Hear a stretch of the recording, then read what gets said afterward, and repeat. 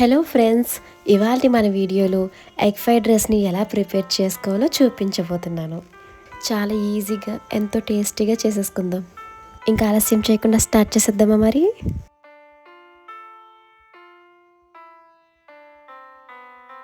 ముందుగా స్టవ్ మీద ఒక ప్యాన్ పెట్టుకుని అందులో 3 టేబుల్ స్పూన్స్ ఆయిల్ని వేసుకుంటున్నాను. ఆయిల్ కొంచెం హీట్ అయ్యాక ఆనియన్స్ని వేసుకుని వేయించుకుందాం. ఇంట్లో ఎప్పుడైనా కర్రీ నచ్చకపోతే చాలా సింపుల్గా చేసుకోవచ్చు, ఇలాగా టేస్ట్గా కూడా ఉంటుంది. ఆనియన్స్ బాగా దోరగా వేగన అవసరం లేదు, ఫ్రైడ్ రైస్లోకి పంటికి తగిలితేనే బాగుంటాయి టేస్ట్. ఇప్పుడు క్యారెట్ని వేసుకుంటున్నాను. సన్నగా కట్ చేసి పెట్టుకున్న పచ్చిమిర్చి, క్యాప్సికమ్ని కూడా వేసుకుని ఫ్రై చేసుకుందాం. ఇప్పుడు క్యాబేజీని వేసుకుంటున్నాను. క్యాబేజీని కూడా ఆయిల్లో బాగా ఫ్రై చేసుకోవాలి. ఇప్పుడు నేను అందులోకి ఉల్లికాయలను వేసుకుంటున్నానండి. ఉల్లికాయలు వేసుకున్నాం కదా, ఒకసారి కలిపేసుకుందాం.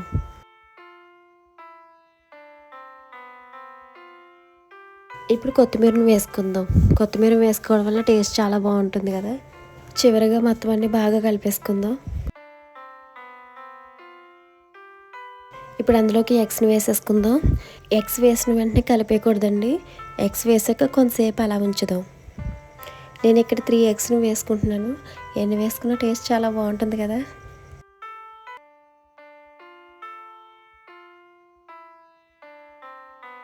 ఎగ్స్ వేసుకున్నాక ఒకసారి కలిపేయకుండా అలా స్లోగా కలుపుకుందాం.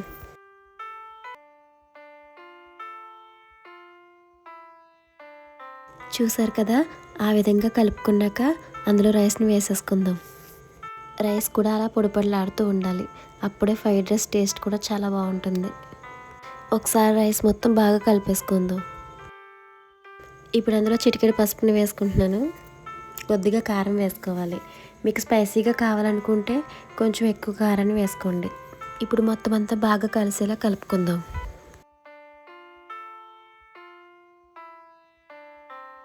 కొద్దిగా వెనిగర్, అలాగే అందులో కొద్దిగా సోయా సాస్ని కూడా వేసుకుంటున్నాను.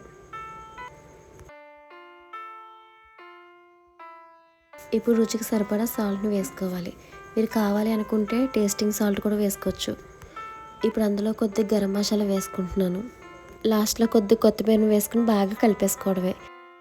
అంతే అండి, ఎంతో టేస్టీగా మన ఫ్రైడ్ రైస్ రెడీ అయిపోయింది. మీకు మా వీడియో నచ్చినట్లయితే లైక్ చేయండి, సబ్స్క్రైబ్ చేయండి. Thanks for watching.